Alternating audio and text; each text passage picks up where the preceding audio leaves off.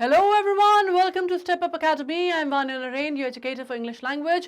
और मैं अकेले आपको वेलकम नहीं करती हूँ, जैसे आपको मालूम है आपको यहाँ पे वेलकम जो करते हैं वो कौन करते हैं, हमारे स्टेप अप अकेडमी के क्यूट से प्यारे से पैंडा जो कि आपको बिल्कुल अपने घुटनों पे बैठ के शाहरुख खान स्टाइल वेलकम देते हैं, राइट। अब इनके वेलकम के बाद तो कम से कम वेलकम होने की बनती है ना। चलिए मेरी बात ना सही तो कम से कम इनके लिए आपको यहाँ पे आना चाहिए and you need to stay back now. आज का जो हमारा चैप्टर है, जैसे कि मैंने आपसे कहा कि वन शॉट रिवीजन है। मैंने नहीं कहा अभी, मतलब जैसे कि आप पढ़ पा रहे हैं यहाँ पे कि वन शॉट रिवीजन है।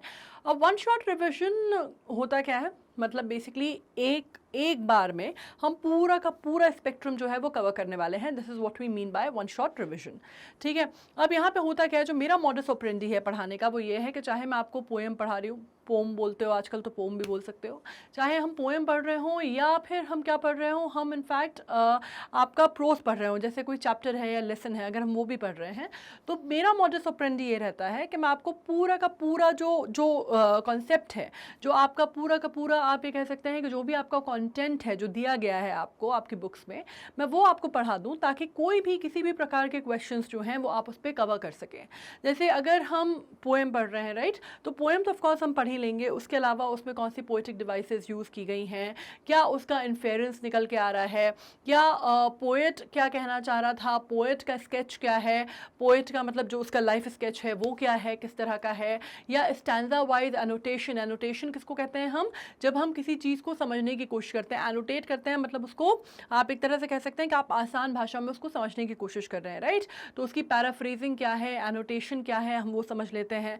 उसके अलावा कोई अगर कोई डिफ़िकल्ट वर्ड्स आ रहे हैं ग्लोसरी में तो हम वो समझने की कोशिश कर लेते हैं, राइट।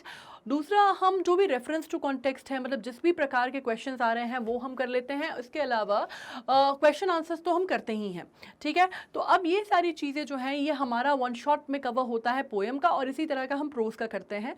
अंडरस्टैंडिंग एक सिंपल सी ये है इसके पीछे कि अगर आपको बेसिक कॉन्सेप्ट समझ में आ गया, अगर आपको बेसिक चैप्टर समझ में आ गया या बेसिक पोएम समझ में आ गई, तो उस पर किसी भी तरह के क्वेश्चंस होंगे, किसी भी तरह के बाउंसर आप पे फेंके जाएंगे तो आप सब हैंडल करने की स्थिति में रहेंगे, राइट। और यही इंपॉर्टेंट है 10th बोर्ड के एग्जाम के लिए। अब यहाँ पे जो आप पोएम देख रहे हैं, the ball poem 10th class की है, इंग्लिश की है, ऑफकोर्स चैप्टर 3 है आपका। अब इसका वन शॉट है, और बॉल पोएम जैसे कि नाम समझ में आ रहा है बहुत ही सिंप्लीफाइड नेम है, बिल्कुल जैसे हम कहते हैं ना ट्विंकल ट्विंकल लिटिल स्टार वाला, है ना। मतलब इससे ज़्यादा आसान या इससे ज़्यादा सीधा साधा नाम क्या हो सकता है भाई, कि बॉल के ऊपर पोएम है और नाम भी उसका बॉल पोएम है। लेकिन माजरा जो है वो थोड़ा सा हटा हुआ है। यहाँ पे बॉल जो है वो सिर्फ एक छोटी सी बॉल जो गेंद है, वो तो उसके बारे में तो बात हो ही रही है, लेकिन वो मेटाफोरिकली यूज़ की गई है, उसको एज अ सिंबल भी इस्तेमाल किया गया है। एंड जो मतलब है उसका जो मीनिंग है वो बहुत डीप मीनिंग है। और ये खासियत है जो इसके जो पोएट हैं उनकी, कि ये बहुत फेमस पोएट माने गए कन्फेशनल पोएट्री में, school of thought, confessional school of thought में। मतलब कन्फेशनल मतलब जिसमें आप किसी भी तरह का आप कह सकते हैं, कन्फेशन करना मतलब मैंने कोई चीज़ की है और मैं उसके बारे में आपसे बोल रहा हूँ, या मैं मेरी लाइफ की चीज़ को कोई रिफ्लेक्ट करता है, या मेरी ज़िंदगी में कोई चीज़ ऐसी घटना घटित हुई है जिसके ऊपर मैंने, जिससे इन्फ्लुएंस होकर मैंने कोई चीज़ लिखी है, तो उसको हम कन्फेशनल राइटिंग बोलते हैं, ठीक है। तो ये अगर आप बात करते हैं बेरीमन की, तो बेरीमन की राइटिंग बहुत बड़ी स्कूल ऑफ थॉट, जो कन्फेशनल स्कूल ऑफ थॉट है, उसके बहुत प्रख्यात राइटर माने जाते हैं या पोएट माने जाते हैं, and for all the right and good reasons. So एक बार हम इनकी पोएम पढ़ लेते हैं। यहाँ पे आपको समझ में आ रहा है कि एक बच्चा है, एक लड़का है जो एक बॉल से बहुत ज़्यादा, ऑब्वियसली वो देखिए कितना खुश है, उसकी आंखों की चमक देखिए जब वो एक बॉल देख रहा है, राइट। तो ये पोएम जो है एग्जैक्टली बॉल के ऊपर ही है, बट ये चीज़ें जो दर्शाती हैं हम उसके ऊपर भी डिस्कशन करेंगे ना। टू द पोएम, एंड ये जो पोएम आप यहाँ पे देख पा रहे हैं, ऑफकोर्स आपको एक चीज़ लग रही होगी कि थोड़ी सी डिफरेंट है। डिफरेंट एज इन मतलब नॉर्मली तो वैसे ये बात की जाए तो ये 4 स्टैंजर्स में डिवाइडेड है ये पोएम, लेकिन अगर आप इसको देख रहे हैं तो आपको समझ में आ रहा है कि ये एक वन फ्लो में है या फ्री फ्लो में ये पोएम है, राइट। अब इस तरह की जो पोएम्स होती हैं उनको हम कहते हैं ब्लैंक वर्स पोएट्री, ठीक है, जिसमें आप कह सकते हैं कि कोई एक फ्री वर्स पोएट्रीज होती हैं जो कि एग्जैक्टली आप कह सकते हैं स्टैंजर्स में डिवाइडेड होती हैं, उनको हम कहते हैं ब्लैंक वर्स पोएट्री, जो कि ये फॉर्मेट आपको दिख रहा है इस तरह की होती है, जिसमें एग्जैक्ट कोई, जैसे हमने वो राइमिंग पैटर्न्स हम बात करते हैं ना, जिसमें हमने आयम्बिक टेट्रामीटर की बात की थी, या हम राइमिंग पैटर्न्स की ए बी सी सी, ये जो हम बात करते हैं, ये सब चीज़ें आपको यहाँ पे नहीं मिलेंगी। एक प्रोजाइक फॉर्म में जो होती है वो पोइट्री होती है। कई लोग इस वजह से इस पोइट्री को कहते हैं कि ये हो सकता है कि ये सोनेट से इसका कंपैरिजन किया जाता है। Now sonnet is again a kind of a composition, एक पोइटिक कॉम्पोजिशन है जिसमें आप कह सकते हैं कि तकरीबन 12 से 14-15 लाइंस होती हैं, उसको हम सोनेट बोलते हैं। पर ये सोनेट भी नहीं है, ये सिंपली ब्लैंक वर्स पोइट्री है। अब इसको हम पढ़ लेते हैं कि क्या है। जैसे मैंने कहा कि इसमें बॉल को एज एन इमेजरी या आप मेटाफोरिकली यूज़ किया गया है, सिम्बोलिज्म के तौर पर भी यूज़ किया गया है। सो उस अंडरस्टैंडिंग के साथ आप इस पोएम को सुनिएगा। Now what is the boy now? What is the boy now who has lost his ball? What is he to do? I saw it go merrily bouncing down the street and then merrily over. There it is in the water. No use to say, oh, there are other balls. An ultimate shaking grief fixes the boy as he stands rigid, trembling, staring down all his young days into the harbour where his ball went. I would not intrude on him. A dime another ball is worthless. Now he senses his first responsibility in the world of possessions. People will take balls. Ball will be lost always. Little boy, and no one buys a ball back. Money is external. He's all learning. Well behind his desperate eyes, the epistemology of loss. How to stand up knowing what every man must one day know. And most know many days how to stand up. Right? ये आपकी poem है। अगर ये poem आपको समझ में आई है, अगर आपको इस पोएम की अंडरस्टैंडिंग समझ में आई है, तो यहाँ पे हम बात कर लेते हैं what is the boy now who has lost his ball. ठीक है, बात किसकी हो रही है? एक लड़के की जिसने अपनी बॉल को खो दिया है। ठीक है, अगर आप इसकी एक बेसिक अंडरस्टैंडिंग की बात करते हैं तो this is what it comes down to the bottom line कि एक लड़का है जिसने अपनी बॉल को खो दिया है, इसके बारे में बात हो रही है। Now the thing comes out, I saw it go merrily bouncing down the street and then merrily over. ठीक है, there it is in the water, no use to say O there are other balls. ठीक है, अब यहाँ पे आप अगर देख पा रहे हैं तो मेटाफोरिकली मैंने आपसे कहा था कि बॉल का यूसेज कहाँ हो रहा है कि वो ऐसी चीज़ों को सिंबलाइज कर रही है। एक बॉल एक जो एक मटीरियलिस्टिक पोजेशन है एक बॉल, लेकिन वो ऐसी चीज़ों को सिंबलाइज कर रही है या मेटाफोरिकली उसका नाम यूज़ किया जा रहा है उन चीज़ों के लिए या उन चाइल्डहुड पोजेशंस के लिए या उन चीज़ों के लिए what you lose in the process of growing up and what you lose in the process of living your life. ठीक है, उनके बारे में बात हो रही है and that is a kind of a remorse, एक सेंस ऑफ रिमोर्स है, एक साइंस ऑफ आप कह सकते हैं, एक सेंस ऑफ आप कह सकते हैं जिसको आप कहते हैं ना कि something is just missing upon, एक सेंस ऑफ यर्निंग है उसमें। Right, when you are losing something you have a sense of yearning कि आप किसी चीज़ को खो रहे हैं and there is nothing that you can do. जैसे आपको ने कहा कि भाई कोई चीज़ है जो आपके हाथ से छूट के चली गई एंड आप उस पर मौन कर रहे हैं और आप कह रहे हैं कि ये बोलने का कोई फ़ायदा नहीं है कि भी और भी बहुत कुछ है लाइफ में, जो चीज़ आपने खो दी वो आपने खो दी। So this is the overall idea और overall understanding of the poem as we know it, right? When we say ultimate shaking grief fixes the boy as he stands rigid, trembling, staring down all his younger days into the harbor where his ball went. ठीक है, मतलब आपको क्या बात हो रही है? That you are actually thinking about the time that went by. आपने जो वक्त, जो समय जो आपने खोया है, जो आपने गवाया है, you have nothing left at hand at one point of time in your life and you're just looking there blankly, उस समय को, उस चीज़ों को, उन यादों में, उन जगहों पे जहाँ पे आपकी वो चीज़ या आपका जो प्राइज्ड पोजेशन था वो आपने खोया था। This is what it means to convey, right? I would not intrude on him. A dime another ball is worthless. I would not intrude on him मतलब intrude करना मतलब किसी में आप घुसपैठ करने को हम intrude करना कहते हैं। Intrude on him मतलब किसी को force करना या आप कह सकते हैं to you know interfere even mentally or even you know trying to harbor or cajole somebody and trying to put him in a better place or trying to you know just enter into his own personal space, उसको हम कहते हैं intrusion। ठीक है, dime का मतलब क्या होता है? डाइम जैसे हम बोलते हैं ना वर्थ, डाइम जैसे सिक्के को बोलते हैं बेसिकली, अगर आप बात करते हैं because he is an American poet. ठीक है, तो अगर उनकी जो राइटिंग है जैसे हम बोलते हैं ना रुपया, वैसे ही वहाँ पे डाइम यूज़ होता है। ठीक है, तो वहाँ पे वो डाइम जो है it is equivalent to currency. ठीक है, तो वहाँ पे आप इसको इस सेंस में ले सकते हैं। Now he senses his responsibility in a world. Now he senses his first responsibility in a world of possession. So over here, यहाँ पे पहली बार वो बॉल का जो आप कह सकते हैं एक जो सेंस आ रहा है निकल के, जो बात बोली जा रही है वो ये बोली जा रही है कि पहली बार ये बात निकल के सामने आ रही है in the world of possession. The world of possession को डिनोट कर रही है क्या? वो बॉल। अब नाउ डिनोट से आपको बहुत क्लियरली मालूम है, जब कोई चीज़ किसी चीज़ को, हमने कहा था डिनोट, मैंने आपको एक चीज़ समझाई थी, जब कोई चीज़ सीधी बोली जाती है उसका जो लिटरल मीनिंग होता है वो डिनोटेशन होता है, वेयर एज जो उसका भावनात्मक मीनिंग है या इमोशनल मीनिंग या उसका आप कह सकते हैं एक अंडरस्टैंडिंग आ रही है उसकी, उसको हम कनोटेशन बोलते हैं। यहाँ पे वो जो डिनोटेशन कनोटेशन है that's a different thing all together. यहाँ पे जो डिनोट करने की बात कर रही हूँ मैं, वो कह रही हूँ कि बॉल जो है वो डिनोट कर रही है, मीन्स सिग्निफाई कर रही है, ठीक है। तो उसमें कंफ्यूज नहीं होना है कि तब तो डिनोटेशन कनोटेशन का कुछ और मतलब बताया था आपने और अभी आप कह रहे हैं कि डिनोट कर रही हैं, तो उसमें कंफ्यूज नहीं होना है, वो अलग चीज़ थी। यहाँ पे डिनोट का मतलब मैं ले रही हूँ उसको किस सेंस में यूज़ कर रही हूँ, सिग्निफाई करने के तौर पे, ठीक है। अब हम इसको कैसे कर रहे हैं, द वर्ल्ड ऑफ पोजेशन, उसको क्या कर रही है बॉल, क्या कर रहा है उसको, बॉल उसको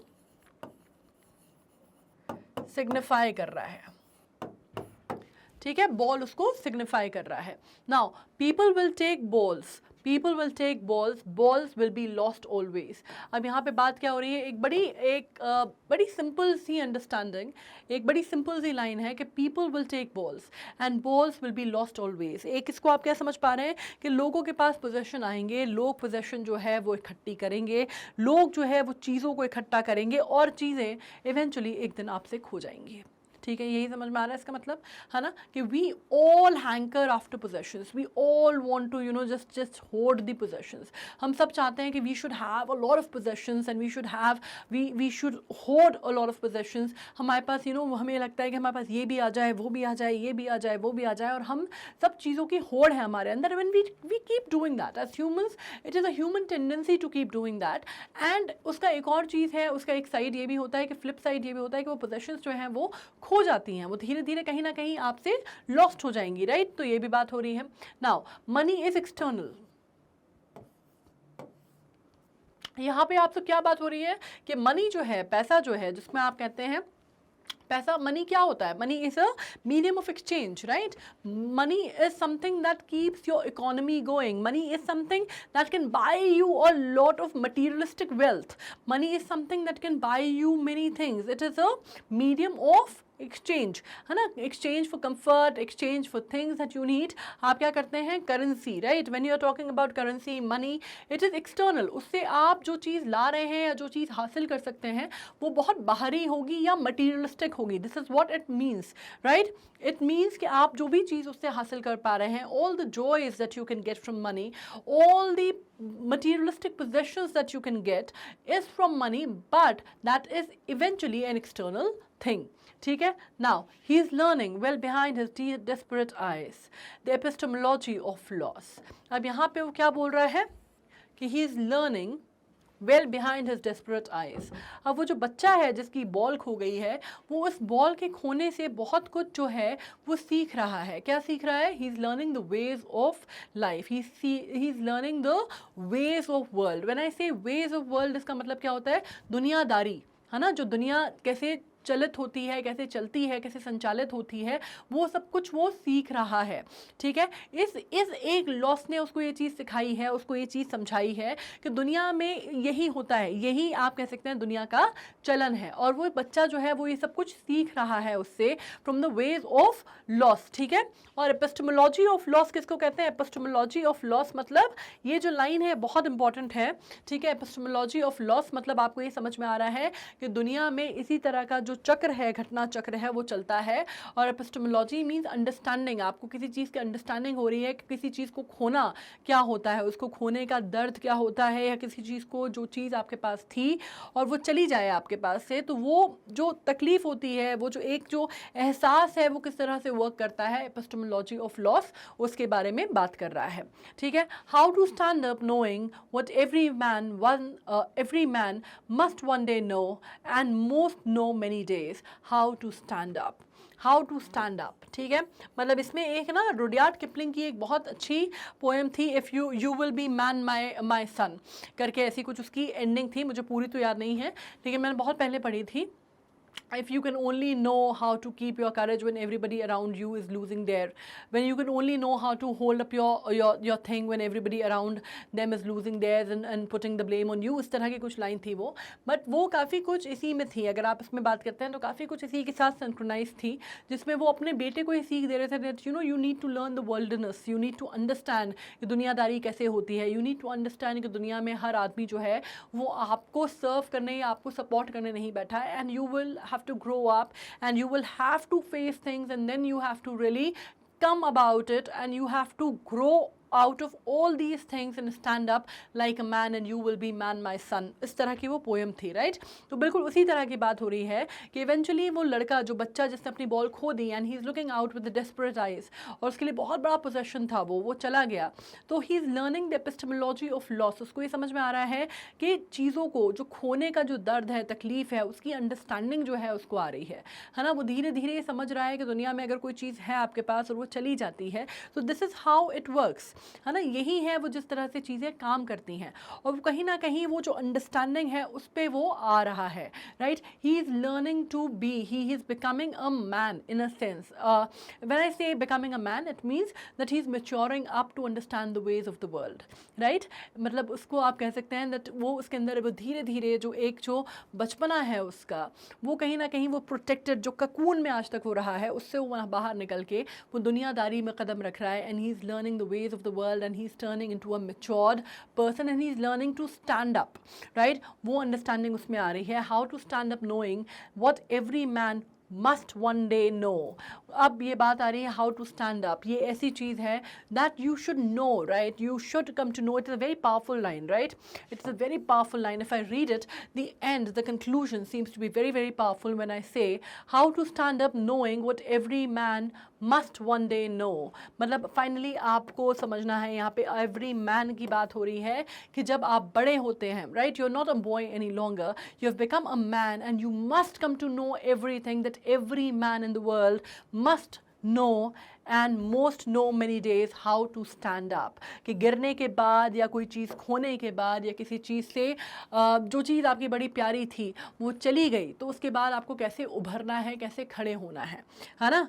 माना के आसमान में एक तारा था, माना कि वो बेहद प्यारा था, पर वो टूट गया तो टूट गया, ठीक है। तो वो वाली जो चीज़ है ना, that you have to come to the understanding and you have to come take things and the losses in your own stride and learn to stand up after those losses, right। आपको सिर्फ पकड़ के बैठना नहीं है उनको, आपको सिर्फ उनमें मौन करना नहीं है, आपको रोना नहीं है, आपको उस पर अफसोस नहीं जताना है। You just have to learn how to move on and you need to learn how to stand up. This is what the poem is talking about, and this is what the ball, this small ball, this one ball signifies, and this one ball is giving the message out, ठीक है। मतलब समझ में आया कि ये चीज़ है जो ये बॉल सिग्निफाई कर रही है या बता रही है, या इसकी जो आप कह सकते हैं कि इसकी पूरी की पूरी आप इसकी जो इम्पोर्टेंस है वो आपको समझ में आ गई, ठीक है। मुझे लगता है कि मैंने दोनों भाषाओं में अच्छे से समझाया है आपको। अगर ये कहीं किसी को लग रहा हो कि मैम अंग्रेज़ी में ज़्यादा बोलती हैं या हिंदी में नहीं, तो मेरे ख्याल से आपको मुद्दा जो है वो मैंने दोनों भाषाओं में समझा दिया है। अब कई बार ये होता है कि उस वजह से चीज़ें जो है रिपीट करनी पड़ जाती हैं, ठीक है, कि मैंने कोई चीज़ इंग्लिश में बोली, फिर मुझे उसको हिंदी में समझाना पड़ता है, या हिंदी में बोली तो कोई चीज़ इंग्लिश में रिपीट करनी पड़ती है। क्योंकि इंग्लिश में मुझे इसलिए रिपीट करनी पड़ती है क्योंकि कई स्टूडेंट्स को दिक्कत हो सकती है, लेकिन इसलिए करनी पड़ती है क्योंकि इवेंचुअली आप लिखेंगे इंग्लिश में, है ना। अंततः आपको जो लिखना है आंसर, वो इंग्लिश पढ़ रहे हैं आप, लिखना आपको इंग्लिश में है।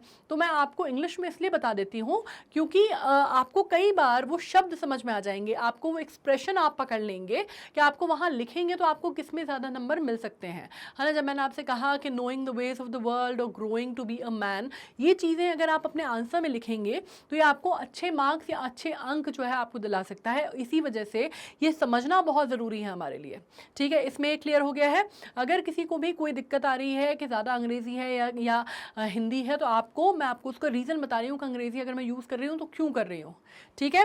बाकी क्योंकि लिखना हमें अंग्रेज़ी में ही पड़ेगा, है ना। जिनको अगर दिक्कत आ रही है, मुझे ये लगता है कि मैंने समझा आपको अच्छे से दिया है, इसको लिखने के लिए हमें बहुत आसानी से हो, इस वजह से आप ये एक्सप्रेशन आप पकड़ पाएँ, इसलिए भी बहुत ज़रूरी है कि हम इसे दोनों भाषाओं में समझें। अब आ जाते हैं हम सीधे सीधे हम अबाउट द पोएट बात कर लेते हैं। बिल्कुल गोल घेरा इनके सर पे आ गया, उनको मैं हटा देती हूँ। ये इनका नाम है जॉन बेरीमन।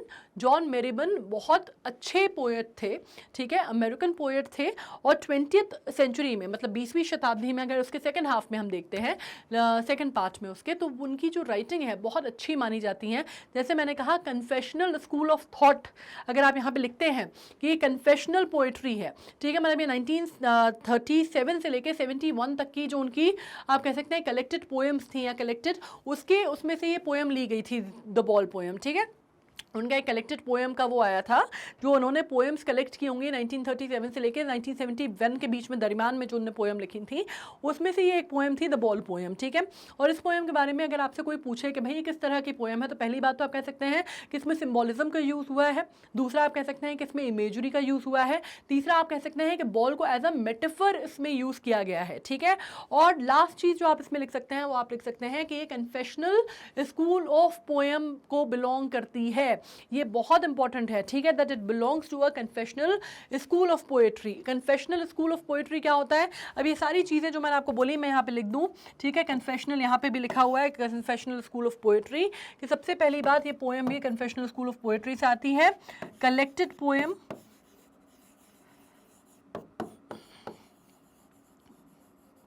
कलेक्टेड पोएम्स में से इसको लिया गया है, ठीक है, पहली चीज़।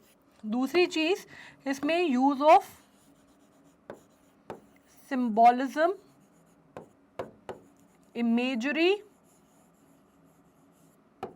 और मेटाफोरिकल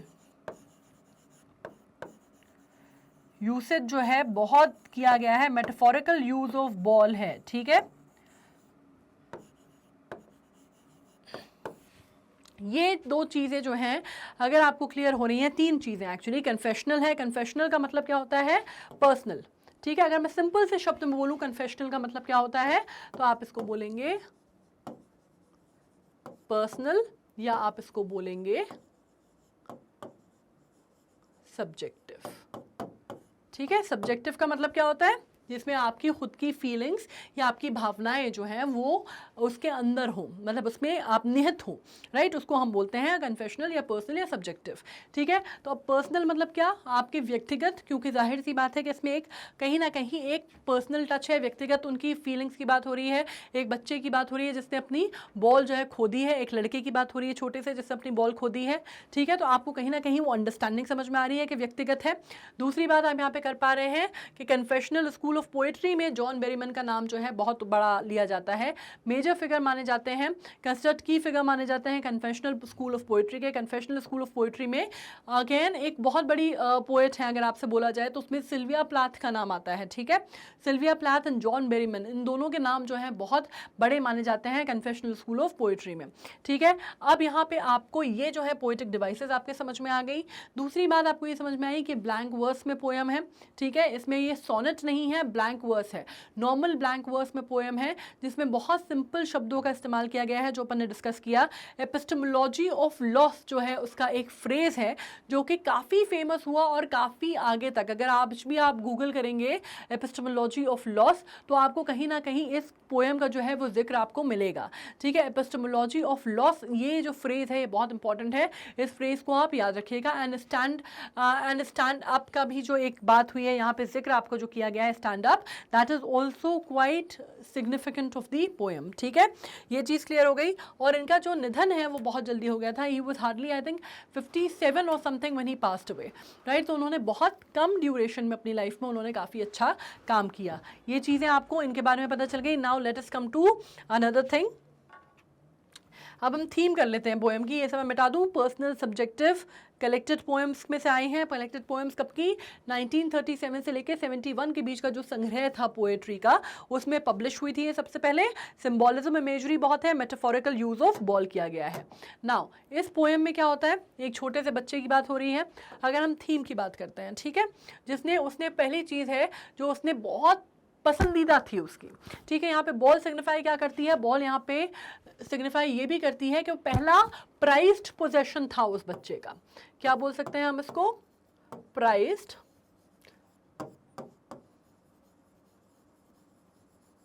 पोजेशन, ठीक। तो ये पहला क्या बोलेंगे आप इसको, पहला प्राइज्ड पोजेशन था इस बच्चे का, जो कि आप कह सकते हैं कि जो उसके दिल के बहुत करीब था।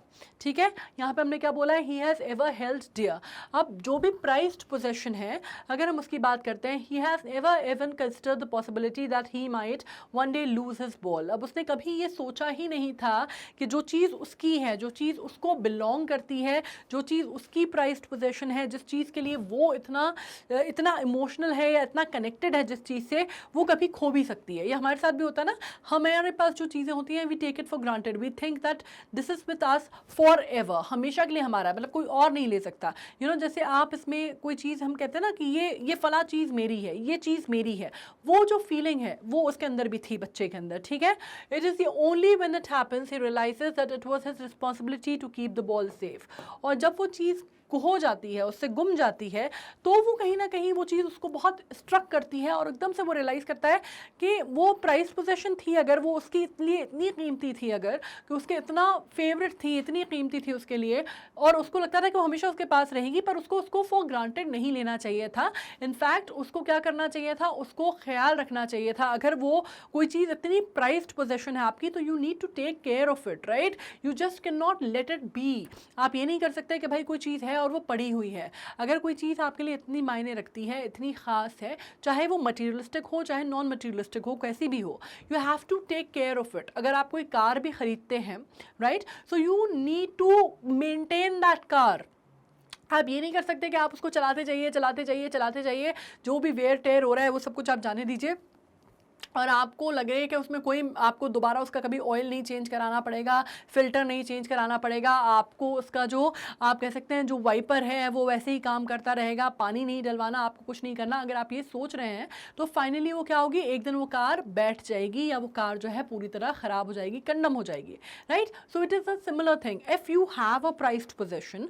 अगर आपके पास कोई चीज़ है जो आप ओन करते हैं, और अगर वो आपके लिए इतनी ख़ास है स्पेशली, तो आप उसको फॉर ग्रांटेड नहीं ले सकते। You need to work upon that, you need to take care of it. ये आपकी नैतिक जिम्मेदारी है, this is your basic responsibility, and that is not only नैतिक, ये आपकी एक जनरल अगर हम बात करते हैं तो भी आपकी जिम्मेदारी है। That if something belongs to you, you need to take care of it. It is as simple as that. और ये बात वो बच्चा बाद में रियलाइज करता है।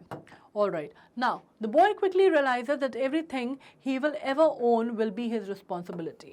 और वो बच्चा जो था वो बहुत समझदार था, क्योंकि उसने ये चीज़ समझ ली एक बॉल के खोने से कि ज़िंदगी में जो भी चीज़ें वो ओन करेगा, या जो भी चीज़ें उसके पास आएंगी, which will be of course a bigger thing to have in life than a ball, right, वो सब कुछ उसको संभालना, उसका ख्याल रखना उसकी अपनी जिम्मेदारी है। Nobody else will take care of it and it will not be anybody else's responsibility. ये चीज़ आपको क्लियर होती है। Now, he also realizes that things will get lost from time to time and money simply cannot replace them all. ठीक है, as he is learning these lessons, he is growing up. अब ये भी realise करता है कि ज़िंदगी में ऐसा बहुत कम होगा जब जो चीज़ आपके पास है वो हमेशा आप ही के पास रहे। Things will happen, things will come and go, people will come and go. कोई चीज़ आपके पास अगर है तो हो सकता है कल वो आपके पास ना रहे, वो आपसे खो जाए, and this is the way of life. ऐसा होगा, ऐसा होता ही है, और पैसा हर बार उसको रिप्लेस नहीं कर सकता। इट इज़ नॉट अबाउट कि एक बॉल खो गई तो चलो दूसरी ले आते हैं। ठीक है, चीज़ें हर बार इतनी सिंपल नहीं होंगी। यहाँ पे तो एक बॉल है, आपकी एक खो गई दूसरी लाई जा सकती है, लेकिन हर बार लाइफ में चीज़ें उतनी सिंपल नहीं होंगी। That you lose one thing and you get another thing at the same cost and by paying the dime for it, right? वो नहीं होगा। पैसा जो है वो एक्सटर्नल है, वो हर चीज़ आपके लिए ला नहीं सकता, या पैसा आपके लिए कोई इंटरनल जो खुशी है वो ख़रीद नहीं सकता। It is not sufficient always, right? As he is learning these lessons, he is growing up. He will never again be as innocent as he was before the loss of his ball. And with this lesson, ये जो lesson वो learn कर रहा है about the world, about the life, about growing up, about how things go away and how you got to work upon them to get back. ये जो learning आ रही है, ये जो चीज़ें आप वो learn कर रहा है, पढ़ रहा है, समझ रहा है, ये जो understanding उसको आ रही है, it is costing him his childhood. How is it costing him his childhood? This line you can actually mention that the learning or the understanding that he's getting. You right? What you can write is this understanding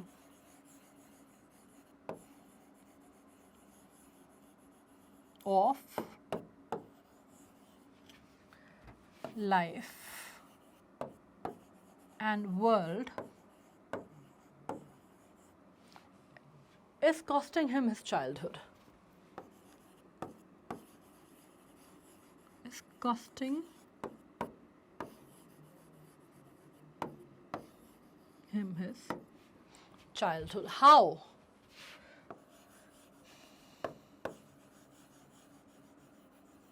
Or if you want to know, you can also write boyhood, but boyhood would mean something else. Boyhood मतलब लड़कपन, right? यहाँ पे हम बात कर रहे हैं बचपने की, नेविटी की, मासूमियत की, right? So childhood would be a better term than boyhood.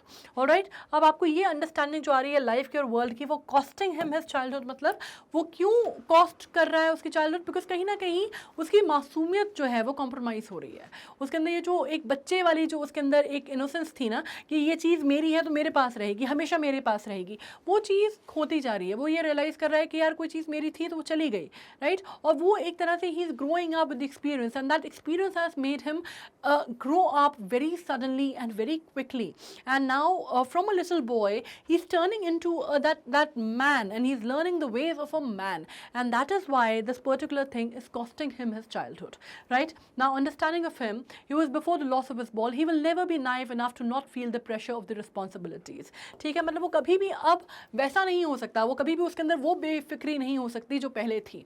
वो जो बचपना था, वो जो आप कह सकते हैं ना वो केयरलेसनेस वाला एटीट्यूड था, केयरलेसनेस भी नहीं, वो मासूमियत जो थी कि कोई चीज़ मेरी है तो मेरे पास रहेगी, मतलब वो मैं उसको देखूँ नहीं देखूँ, वो जिम्मेदारी जिसको आप कहते हैं ना कि वो अभी वो जो प्रेशर था उसके ऊपर वो नहीं आया था आज तक उसके ऊपर, जो अब उसने वो फील किया पहली बार कि अगर कोई चीज़ मेरी है तो मुझे उस चीज़ को संभालना होगा.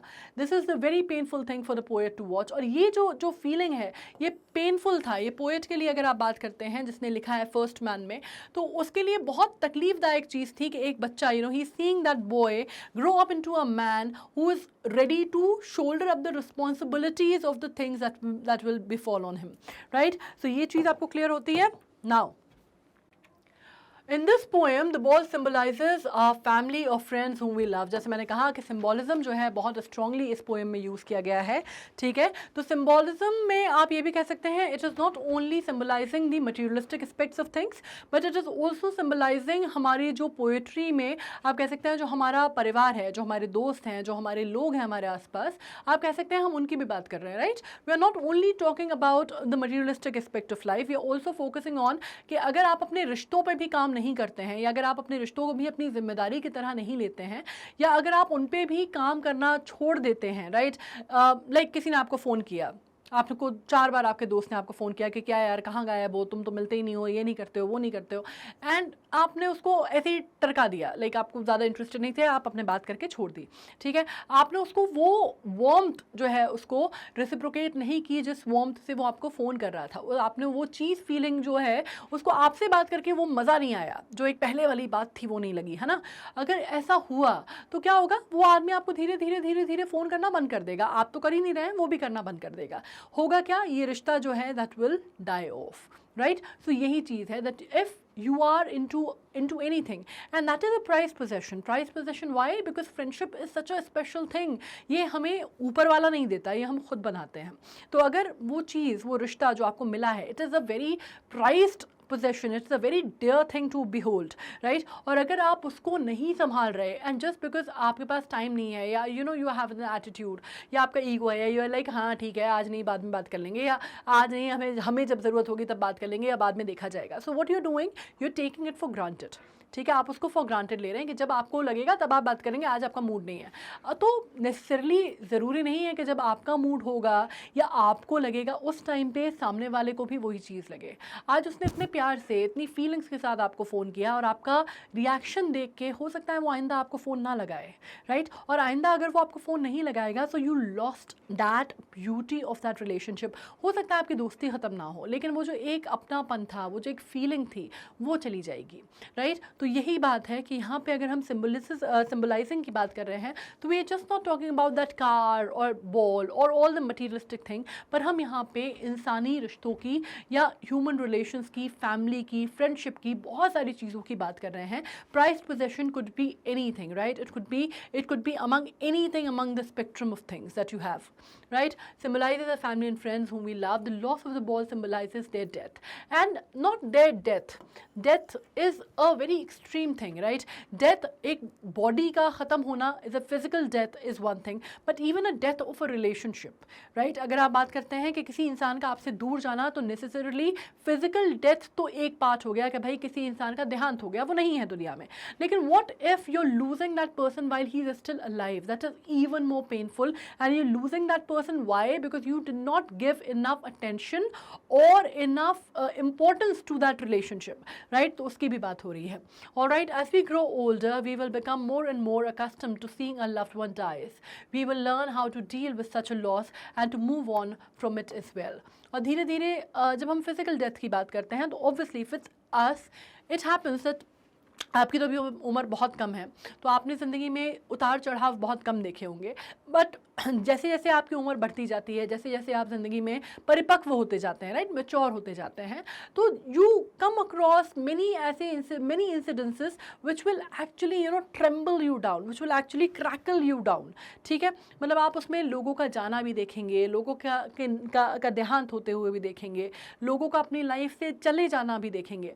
बट ये चीज़ें जो होती हैं धीरे धीरे धीरे धीरे आपको मजबूत भी करती जाती हैं. ये चीज़ें आपको you will become more I won't say that you will become immune to it, of course, लेकिन वो कहीं ना कहीं आपके ऊपर जो असर होता है, जो पहली बार का जो असर होता है, वो दूसरी बार में थोड़ा कम होगा, तीसरी बार में और कम होगा, चौथी बार में और कम होगा, और वो धीरे धीरे धीरे धीरे डिसेंडिंग ऑर्डर में होता है.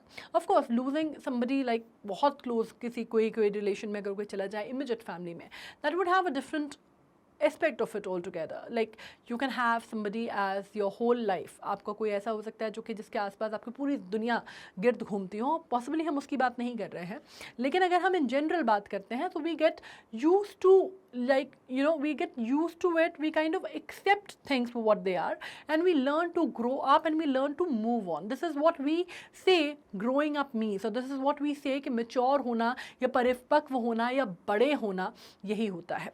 ठीक है, तो ये चीज़ आपको बताती है. Now death may grieve us and cause us to feel depressed, but sooner or later we must overcome those feelings and start living our normal lives again. तो इसमें मतलब ये है कि आपको आज के पल में या जब कोई चीज़ हिट होती है इमीडिएटली तो आपको उसका धक्का बहुत तेज़ लगता है, लेकिन over the period of time वो धीरे धीरे धीरे धीरे वो जो भावना है, वो जो फीलिंग है, वो सटल होती जाती है, कम होती जाती है, उसकी जो तीव्रता है वो कम होती जाती है. And finally you learn to move on and you learn to how to lead a normal life. You finally get back to your normal life, right. You don't keep grieving for ever. ठीक है, अगर आपको दिल में किसी चीज़ की कसक भी है, तकलीफ भी है, तो भी आप कहीं ना कहीं वापस नॉर्मल पे आ जाएंगे. So this is what the poem in entirety आपको बताती है. एक पोएम का एक बात में आप याद रखिएगा कि जब कोई राइटर कोई चीज़ लिखता है, ठीक है, तो अगर आपने बहुत सिंपल पोएम्स भी पढ़ी हैं, रॉबर्ट फ्रॉस्ट की भी हमने पोएम्स डिस्कस की, बहुत सिंपल पोएम्स थी. डस्ट ऑफ स्नो हमने किया, जिसमें एक वो पेड़ पे बैठा हुआ है और वो बर्फ़ जो है उसके ऊपर गिर जाती है. ठीक है, बहुत ही सिंपल पोएम, कुछ भी नहीं था उसमें ऐसा. लेकिन एक पोएट जब कोई चीज़ लिखता है तो उसका दुनिया को देखने का जो नज़रिया होता है वो बहुत फैला हुआ होता है. वो एक जिसको आप कहते हैं ना, वो घोड़ों की तरह विद ब्लिंकर्स ऑन नहीं देखता दुनिया को, वो हर तरफ से दुनिया को देखता है और उसकी बातों को बहुत अलग अलग नज़रिए से देखा जा सकता है और इंटरप्रेट किया जा सकता है. ये चीज़ आपको समझना बहुत इंपॉर्टेंट है कि पोएम को, जब भी कोई पोएम ली जाएगी, उसके कितने नज़रिए हो सकते हैं, कितने एस्पेक्ट्स हो सकते हैं, वो आपको समझ में आना बहुत ज़रूरी है जब आप उसको एनोटेट कर रहे हैं या पैराफ्रेज कर रहे हैं. एनोटेट करने का मतलब मैंने अगेन वही कहा कि को शब्दों को आप उसका मतलब क्या निकाल रहे हैं, आपकी अंडरस्टैंडिंग मेरी अंडरस्टैंडिंग से डिफरेंट होगी. किसी भी आदमी की अंडरस्टैंडिंग एक जैसी बिल्कुल एक हो, बिल्कुल एक लाइन पे हो, ज़रूरी नहीं होगा. ठीक है, तो तभी कहा जाता है कि जब हम लिटरेचर पढ़ते हैं, साहित्य पढ़ते हैं, तो उसमें आप मैथमेटिकल एक्यूरेसी नहीं सोच सकते कि 2 और 2 4 ही होगा, ये ज़रूरी नहीं होगा. ठीक है, तो आपको एक एस्पेक्ट को आप कितनी दृष्टि से देख सकते हैं, कितनी जगहों से, कितने एंगल से आप देख सकते हैं, हैं, ये बहुत इंपॉर्टेंट काम है, ठीक है। So always stay focused on that thing and try to have a better perspective at thing। हम यही यहाँ पे कोशिश कर रहे हैं, तभी आपको लग रहा होगा कि जो मैं वन शॉट आपको पढ़ाती हूँ शायद वो जो बाकी पढ़ाया जाता है वो उससे थोड़ा सा डिफरेंट आपको लग सकता है, बट आई होप कि जो हमारी कोशिश है वो सार्थक सिद्ध होगी।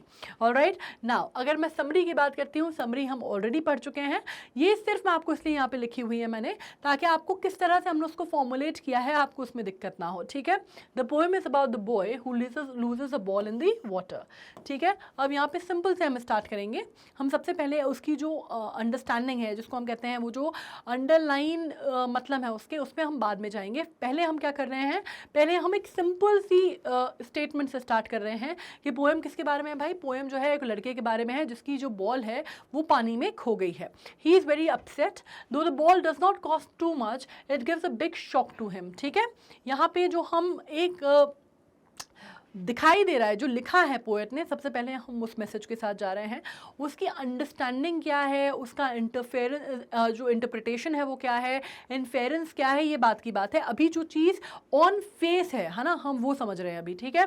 कि poem is about the boy who loses a ball in the water, he is very upset though the ball does not cost too much, it gives a big shock to him, he keeps staring at the place where his ball has gone. अब वो क्या करता है, वो बच्चा उस जगह को देखता रहता है, बहुत he is not able to believe that he lost his ball, so he just kept staring at the place where he lost his ball, right, the place where his ball has gone, या फिर he lost his ball, दोनों लिख सकते हैं, ठीक है। the poet sees all this but he doesn't interfere with the boy's ruminations, ठीक है। वो ये सब कुछ देखता है, मतलब पोएट क्या है यहाँ पे, पोएट स्पेक्टेटर है। पोएट कौन है, पोएट बॉय नहीं है, पोएट स्पेक्टेटर है जो उस लड़के को देख रहा है, ठीक है। लेकिन वो उसमें इंट्रूड नहीं करता, वो उसमें बीच में हस्तक्षेप नहीं करता, वो बीच में ओवरस्टेप नहीं करता। ये बहुत इंपॉर्टेंट है कि poet is present all through to watch all of this incidences happening, right, but he is not the one to interfere और he is not the one to get into it, right. ये चीज आती है। The poet thinks that the loss of the ball will teach the boy a lesson of accepting the loss with tolerance and pleasure.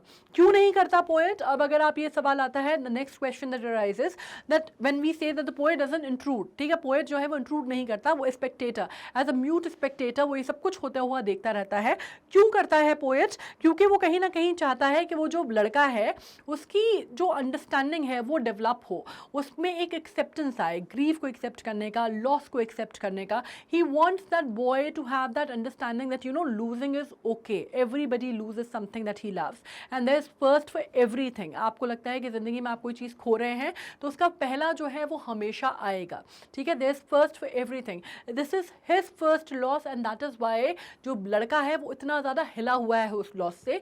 But the poet is a grown up man, right, the poet is a grown up man, he has seen बहुत सारे losses अपनी ज़िंदगी में, so he knows that this is my way of making him understand, this is my way of making that little boy grow up and this is my way of making him understand कि ज़िंदगी में ये सब कुछ होगा, ये उतार चढ़ाव आएंगे, ये घटनाएं होंगी, लेकिन इसको इतना दिल पे नहीं लेना है। You need to stand up and you need to move on. तो वो क्या कर रहा है, वो एक तरह से बॉय को क्या टीच कर रहा है, lesson of acceptance and to be okay with loss and be tolerant about the loss.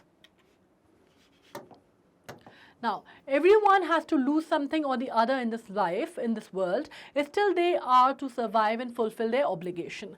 मतलब वो क्या कर रहा है, वो basically he is trying to make the boy understand कि भाई ज़िंदगी में सब कुछ खोना होता है। हर आदमी, दुनिया में ऐसा कोई आदमी नहीं है जिसकी ज़िंदगी में दुख नहीं हो या जिसने कुछ खोया नहीं हो, लेकिन you have to go on with your obligation and your responsibilities, right? You have to shoulder your responsibilities and you have to live with your obligations and survive the life and you have to move on. There is no way that आप यहाँ पे बैठ के मौन करते रहेंगे और आप देखते रहेंगे खड़े होके कि मेरी कोई चीज़ चली गई। Finally you will need to move on. You have to go back home. आप यहाँ पे खड़े होके देख नहीं सकते हैं सिर्फ, सिर्फ, that you lost something, right. This loss makes the boy learn the gains and the losses are part and parcel of life. Part and parcel of life हम किसको कहते हैं? ये पार्ट एंड पार्सल याद रखना. पार्ट एंड पार्सल इस तरह से अगर लिखोगे तो उसमें मार्क्स अच्छे मिलते हैं, क्योंकि पार्ट एंड पार्सल एक कहावत है, हम इसको कहते हैं ना, this is all part and parcel of life. मतलब ये सब कुछ जिंदगी का जो हिस्सा है ये आता है, जिंदगी के साथ आता है. तो part and parcel of life, one should accept them as a common matter. As a common matter means या तो डेली मैटर या कॉमन मैटर. अगर हम बोलते हैं डेली रूटीन मैटर या रोजमर्रा की चीज़ है, या कॉमन मैटर मतलब बहुत कॉमन चीज़ है, रोज होने वाली, आम तौर पे होने वाली चीज़ है. ठीक है. So it is not to be made a big deal of. तो यहाँ पे हम क्या लिख सकते हैं? And it's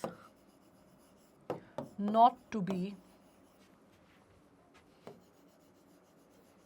made into a big deal. ठीक है. मतलब बहुत बड़ा मुद्दा बनाने की इसको ज़रूरत नहीं है, ये बहुत ही ट्रिवियल सा कॉमन सा मैटर है. Common day to day matter भी कह सकते हैं इसको, हम रूटीन मैटर भी कह सकते हैं इसको. ठीक है. इसको हम ट्रिवियल तो नहीं कहेंगे, ट्रिवियल या पेटी तो नहीं कहेंगे, कॉमन कह सकते हैं. ठीक है. तो कॉमन या रूटीन मैटर कह सकते हैं हम इसको. अब explanation of the poem, again हम ये समझ चुके हैं, ये एक्चुअली जितनी लाइंस हैं उसके हिसाब से एक्सप्लेनेशन है. तो अगर ये कहीं रेफरेंस टू कॉन्टेक्स्ट में आ रही है तो उसके हिसाब से ठीक रहेगा. What is the boy now who has lost his ball, what is he to do, I saw it go merrily bouncing down the street and then merrily over there it is in the water. अब क्या बात हो रही है भाई, यहाँ पे exactly line समझ लेते हैं कि कौन सी लाइन में ये बातें डिपिक्ट की गई हैं, कौन सी लाइन में ये बातें बताई गई हैं. इस लाइन में poet ask his reader a question. He has seen a young boy rolling away from him, bouncing happily on his way and finally falling into the water. He ask his reader what the boy should do now. अब यहाँ पे एक simple सी चीज़ है. शुरुआत जो है poet ने की है कि भाई यहाँ पे मैंने एक लड़का देखा, ठीक है, जो कि बहुत ही मेरेली और बहुत ही खुशी खुशी के साथ अपनी बॉल के साथ खेल रहा था. और वो बॉल जो है वो धीरे धीरे बाउंस कर रही थी, रोल कर रही थी, बाउंस कर रही थी, और वो डाउन द स्ट्रीट वो गई, और वो बॉल जो है वो अंदर चली गई और पानी में चली गई आज की अभी. ठीक है. इस टाइम पे तो वो बोलता है कि अब बताओ कि वो लड़के को क्या करना चाहिए. तो यहाँ पे हम इसको किस तरह से बोल सकते हैं? हम यहाँ पे कह सकते हैं the poet ask his reader a question. यहाँ पे आप कह सकते हैं एक सवाल जो है वो पोज किया गया है, ठीक है, पोएट के द्वारा. कि अब यहाँ पे जब आप देख रहे हैं तो यहाँ पे सबसे पहले इंटरोगेशन आ रहा है. ठीक है. What is the boy now who has lost his ball, what is he to do. ठीक है. तो यहाँ पे आप कह सकते हैं कि यहाँ पे इंटरोगेटिव स्टार्टिंग की गई है इस पोएम की. मतलब ये poem has started on the interrogative note, right, where the poet is saying कि भाई जो बॉल है वो खो दी है लड़के ने, और अब उसकी जो बॉल है वो कहाँ जा रही है? उसकी बॉल जो है वो पानी में चली गई है. और अब जिस बॉल से वो खेल रहा था, मेरेली खेल रहा था, वो खेलते खेलते वो बॉल जो है वो सड़क से नीचे जाके, स्ट्रीट से डाउन द स्ट्रीट जाके पानी में चली गई है. और अब उस लड़के को क्या करना चाहिए जिसने अपनी बॉल खो दी है? तो this is a question that he is posing across to the readers, right. तो ये आपको यहाँ पे समझ में आता है. Next, no use to say, oh, there are other balls. An ultimate shaking grief fixes the boy as he stands rigid, trembling, staring down all his young days into the harbor where his ball went. I would not intrude on him. A dime under the ball is worthless. ठीक है. अब यहाँ पे क्या बात हो रही है? यहाँ पे वो बात हो रही है इस लाइन्स में. वो बोल रहा है, पोएट सोचता है, thanks for the moment, that he ought to console the boy who will lost his ball, who has lost his ball basically. ठीक है. by telling him that there will be another ball just like that, one another which he will come across sooner or later. अब यहाँ पे ये होता है कि इस लाइन में पोएट सोचता है उस मोमेंट का कि वो जाकर चाहे तो कंसोल कर सकता है उस बच्चे को और कह सकता है कि भाई कोई बात नहीं, जैसे ये बॉल गई है दूसरी आ जाएगी. ठीक है. होता ही है ना कि हम बच्चों को बोलते हैं कि कोई बात नहीं, खिलौना टूट गया दूसरा आ जाएगा. लेकिन पोएट भी ये बात सोचता है कि वो कहे या ना कहे. अब वो थोड़ा सा इस बारे में थोड़ा सा असमंजस की स्थिति में है. वो सोचता है कि मैं करूं या नहीं करूं, बोलूं या नहीं बोलूं, क्योंकि वो जो लड़का है वो बहुत रिजिडली स्टैंडिंग वहाँ पे खड़ा होके एकदम, जिसको आप कहते हैं कि वो एकदम ही शॉक्ड या स्ट्रेमलिंग वे में खड़ा होकर वो स्टेयर कर रहा है सिर्फ उस जगह को जहाँ पे उसकी बॉल खो गई है. और उसको ऑब्वियसली वो सारी चीज़ें ध्यान कान में आ रही हैं, याद आ रही हैं, जैसे वो अपने बॉल्स के साथ खेलता था, उसको बाउंस करता था और कितना सारी चीज़ें उसके साथ वो करता था. You know, it is a toy. It is more than a toy. It is a prized possession that the boy lost, and it was first of its kind. वो अपनी तरह का पहला उसका prized possession था. ठीक है, लेकिन फाइनली क्या करता है, पोएट ये डिसाइड करता है that he would not intrude on him. Intrude on him मतलब वो किसी भी तरह से उसके पास नहीं जाएगा, कोई हस्तक्षेप नहीं करेगा, उसको कंसोल करने की कोशिश नहीं करेगा, उसको कुछ भी समझाने की कोशिश नहीं करेगा. ठीक है, क्योंकि कहीं ना कहीं वो ये जानता है that you know it is not about money alone. It is not about that he can get another ball, but it is about the experience that he will get from here. Right? तो ये वाली बात आती है. However, he understands that such false consolation will not make the boy feel any better. The feeling of grief has come over the boy. मतलब क्या, उसको ये भी मालूम होता है कि उसको ये कह रहे हैं कि कोई बात नहीं बेटा, तुम्हारी बॉल गुम गई तो क्या हुआ, दूसरी आ जाएगी. लेकिन वो पोएट ये बात जानता है कि सिर्फ ये जो कहना है ना सीधा सीधा से कि हमने कह दिया कंसोल करने के लिए कि भाई कोई बात नहीं, ये गई तो दूसरी आ जाएगी, ये कोई मतलब नहीं होगा. ये बिल्कुल, जिसको मालूम है आपको, that will fall on the deaf ears, because वो जो लड़का है, जो बच्चा है, वो बहुत ही ज़्यादा हिला हुआ है, वो बहुत ही ज़्यादा शैटर्ड है, बहुत ही ज़्यादा शॉक्ड है over the loss of the ball. ठीक है, stand very straight for some time and then stares shivering all away. He watches the ball go into the harbour and down into the water. वो देखता है कि पानी में उसकी जो बॉल है वो जा रही है और फाइनली वो संकन कर जाती है. ठीक है, and he feels that the childhood has also taken the same route away from him. और यहाँ पे ये क्या सिग्निफाई कर रहा है कि आप कह सकते हैं with that loss of that ball, with the loss of that small thing, there is a big learning that has come his way.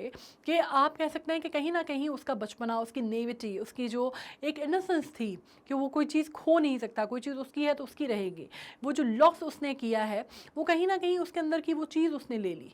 Right, उसके अंदर ये लगा कि यार कोई चीज़ मेरी है तो वो खो भी सकती है, मतलब वो ऐसा नहीं है कि वो हमेशा मेरे पास रहेगी, वो जा भी सकती है. राइट, वो जो अंडरस्टैंडिंग उसको आई है, वो आप कह सकते हैं कि जैसे जैसे उसकी बॉल पानी में गई, वैसे ही शायद जैसे जैसे वो बॉल जाती जा रही थी, वैसे ही कहीं ना कहीं उसका वो इनोसेंस या उसका बचपना भी जो है वो जाता जा रहा था. So that is why I have written, and he watches the ball go into the harbour and down in the water, and he feels that his childhood has also taken the same route away from him. At such a time, the poet feels that it would be wrong to go up to the boy and intrude on his solitude. Giving him the time to purchase another ball will not hold any value for him. उसने कहा कि मैंने poet कहता है कि उसने उस time पे ये सोचा that you know he should stand away, he should just stand at bay and watch the boy see that. And वो चीज़ उसके अंदर सिंक इन करना बहुत ज़रूरी है that he has lost his ball.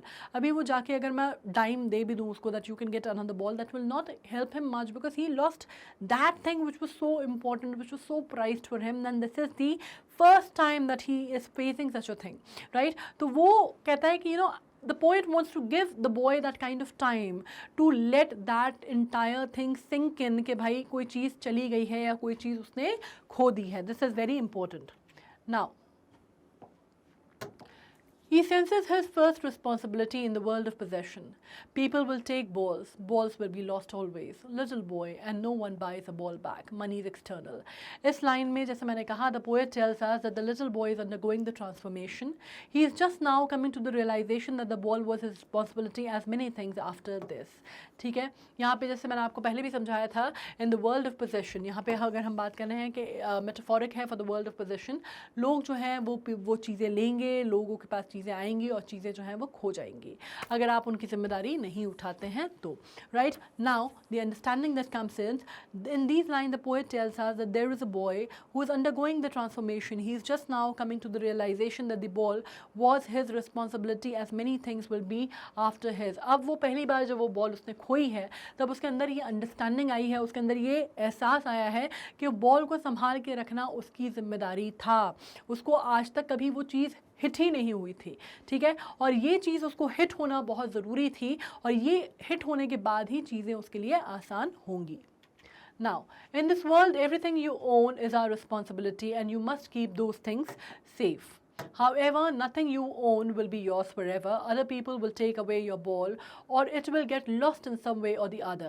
No one will buy another ball for you. Money is only something you can show off, but ultimately it cannot buy you inner peace.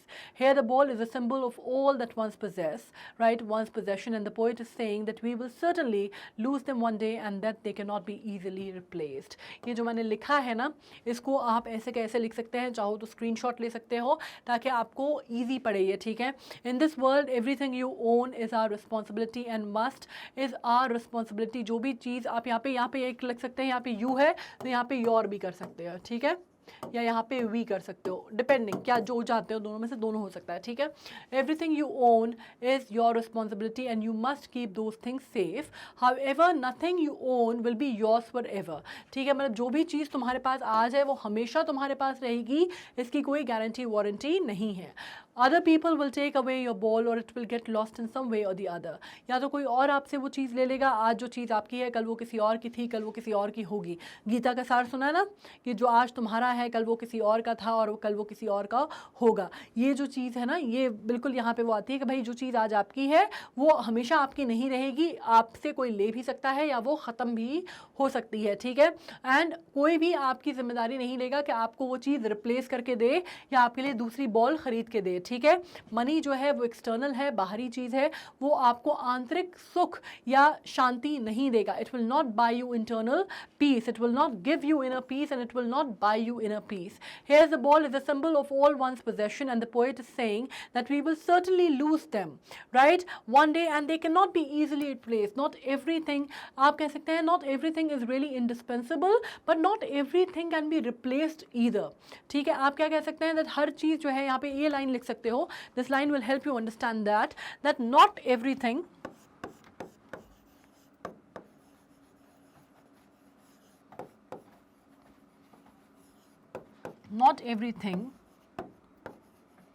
is indispensable,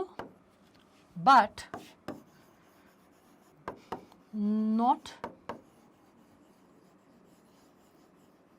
everything can be replaced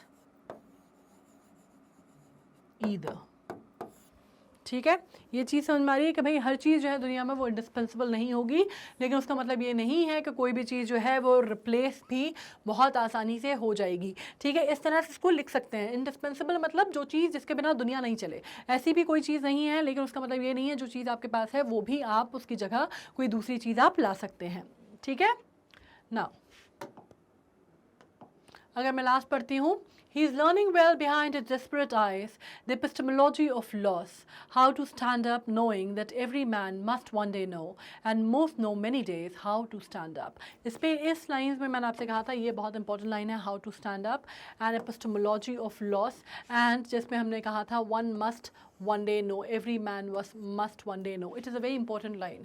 This is a very important line, that is also a very important line. These are important lines, right? जिसमें हमने बात की है, poet says that the boy's eyes have become filled with the awful sadness, but behind all grief he's learning the important lesson to be a man and to know how to stand up, and he's learning the epistemology of loss. Epistemology of loss will stand for many things. जैसे मैंने आपसे कहा था, it is an important thing. आप उसको quote भी कर सकते हैं. In fact, उसको as a quotation भी यूज़ किया जाता है. ठीक है, he is learning about the loss of things one considers precious. He is learning a lesson that every man must learn and one that man must learn again and again. इसमें क्या कहा गया है कि इसमें आपने वो एक ऐसा लेसन लर्न कर रहा है जो कि हर आदमी को सीखना ज़रूरी है in the process of growing up, in the process of maturing up, and every man must learn that lesson again and again and again to be able to survive in the world. ठीक है, this is very important. He is learning how to accept the loss and move on. Suddenly the boy is brought back to his senses after hearing the sound of whistle nearby. He can no longer see the ball at all, and he has finally come to the acceptance, he has finally come to understand what epistemology of loss means epistemology of loss. Now he is aware of losing a thing, or what does losing a thing or losing a sight means. epistemology of loss को आप बहुत अच्छे से याद रखिएगा. epistemology of loss के ऊपर आपसे पूछा भी जा सकता है कि इसमें क्या मतलब है, तो आपको क्या करना है, अंडरस्टैंडिंग ऑफ द लॉस. ठीक है, अगर मैं यहाँ पे लिख रही हूँ epistemology of loss, it basically means to have a fair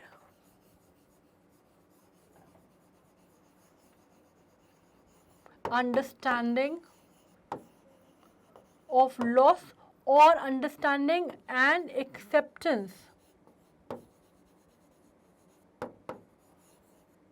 of loss. Fine. So you need to have the understanding of loss and also need to have the acceptance of loss. आपको समझना है, आपको epistemology of loss से उसका मतलब है कि आपको जो cycle है of gaining and losing, you got to understand that cycle well. ठीक है, मतलब आपको वो जो psychosis है उसके पीछे आपको वो समझना important है. You need to understand how things come to you and how you lose them. Right? वो जो है इसको आप बहुत सारी चीज़ों को आप signify कर सकते हैं. ये लाइन आप मेरी बहुत अच्छे से आप याद रखिएगा, इसको आप कोट भी कर सकते हैं, इसमें से कोई भी आंसर आए तो भी, कि it is talking about epistemology. अगर आप ये भी लिख देते हैं कि पूरी थीम में कि why what is poem talking about, तो आप ये लिख सकते हैं that the poem is focusing about how to accept the epistemology of loss और to understand the epistemology of loss. तो भी आपकी एक पूरी जो अंडरस्टैंडिंग है वो आ जाएगी. ठीक है, नाउ अब अपन पढ़ लेते हैं बेसिकली पोएटिक डिवाइसेस कौन सी यूज़ की गई हैं. ठीक है, पोएटिक डिवाइसेस सबसे पहले तो मैं आपको बता चुकी हूँ कि जब हम पोएटिक डिवाइसेस की बात करते हैं तो सबसे पहले तो सिंबॉलिज्म बहुत ज़्यादा यूज़ किया गया है, क्योंकि वो जो बॉल है वो सिग्निफाई कर रही है. ठीक है, मेटाफोरिकल यूज़ है उस बॉल का, वो बहुत कुछ सिग्निफाई कर रही है. उसके अलावा आप एक कह सकते हैं कि सिंबॉलिज्म हम इसी को कहते हैं, राइट. इसके अलावा आप कह सकते हैं मेटाफोरिकल यूज़ है उस बॉल का, या मेटाफोरिकल रेफरेंस है उस बॉल का, कि वो बॉल जो है आपकी लाइफ में जो भी आपके प्राइज्ड पोजेशंस हैं वो बता रही है कि वो क्या होता है.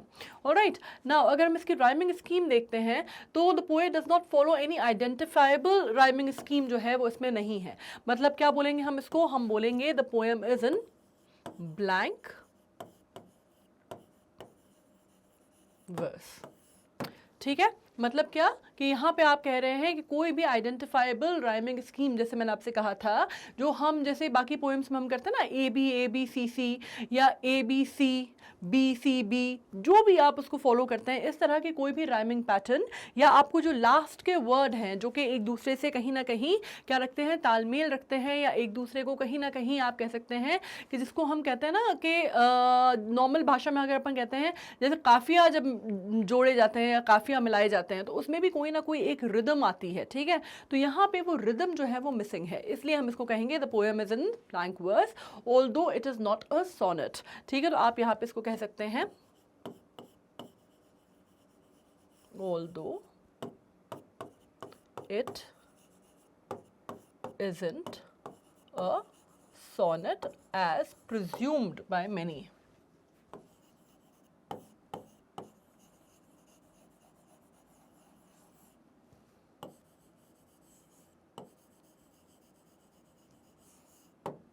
Presumed by many. मेटाफर मैं आपको बता ही चुकी हूँ. ठीक है, पोएटिक डिवाइस जहाँ पे यूज़ की गई है to cover comparison is made between two different things और आइडियाज़. इसमें मेटाफर का आपको मतलब मैं पहले भी बता चुकी हूँ. जैसे मैंने कहा that somebody is as beautiful as a rose, और if I call somebody a rose, right, so when I am calling somebody a rose that is a metaphorical expression. ठीक है, somebody as beautiful as rose would be a simile. Simile मतलब आप किसी का comparison कर रहे हैं किसी से, लेकिन आप उसको उसके जैसा बुला रहे हैं, जबकि मेटाफर में होता है कि आप उसको उस नाम से संबोधित कर रहे हैं, राइट. तो यहाँ पे मेटाफोरिकल यूज है, इसमें आप कह सकते हैं कि इसमें मेटाफोर की डिवाइस जो है वो यूज की गई है जब बॉय यंग डेज उसकी चाइल्डहुड को लॉस्ट बॉल से कंपेयर किया गया है. इनफैक्ट यहाँ पे सिंबॉलिज्म भी है जब आपको बॉल को जो है वो बहुत सारी चीजें सिग्निफाई करता है. नाउ एपोस्ट्रोफी किसको बोलते हैं? एपोस्ट्रोफी होती है जब poet addresses his poem to the absent audience. ठीक है, आपको मालूम है यहाँ पे एब्सेंट ऑडियंस है और उससे पूछा गया है कि नाउ अब उसको क्या करना है. जैसे मैंने कहा था इंटरोगेटिव क्वेश्चंस रेज किए गए हैं जिसमें लास्ट में क्वेश्चन मार्क आता है, राइट.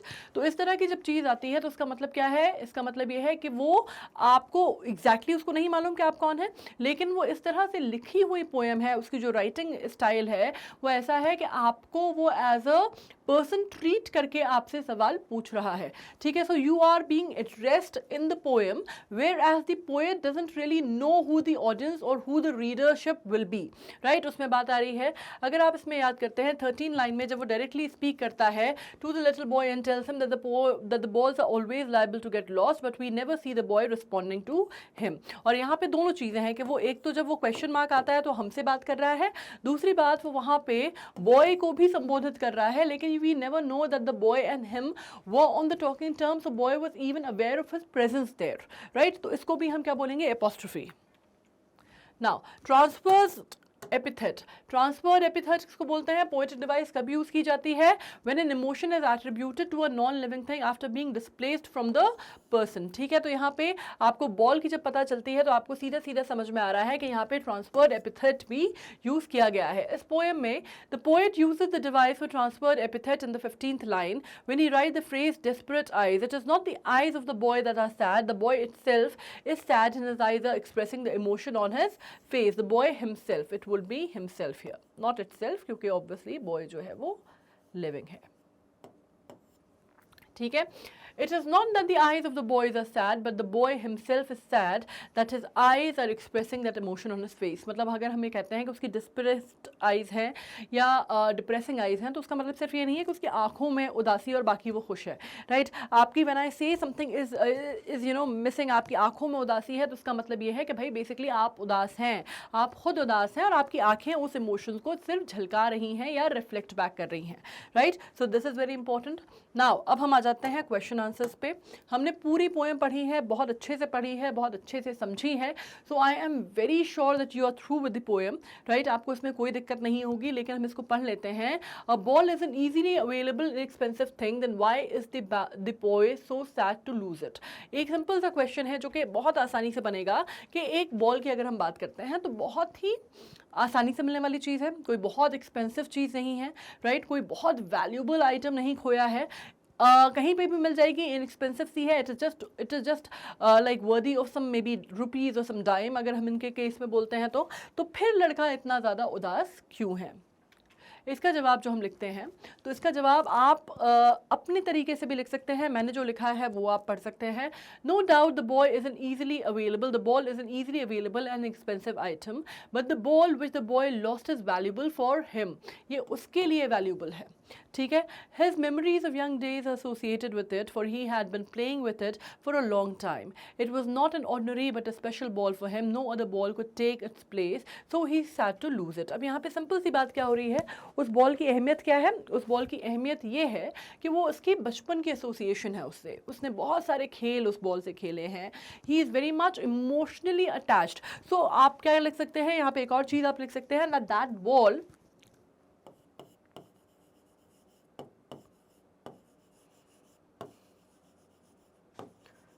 has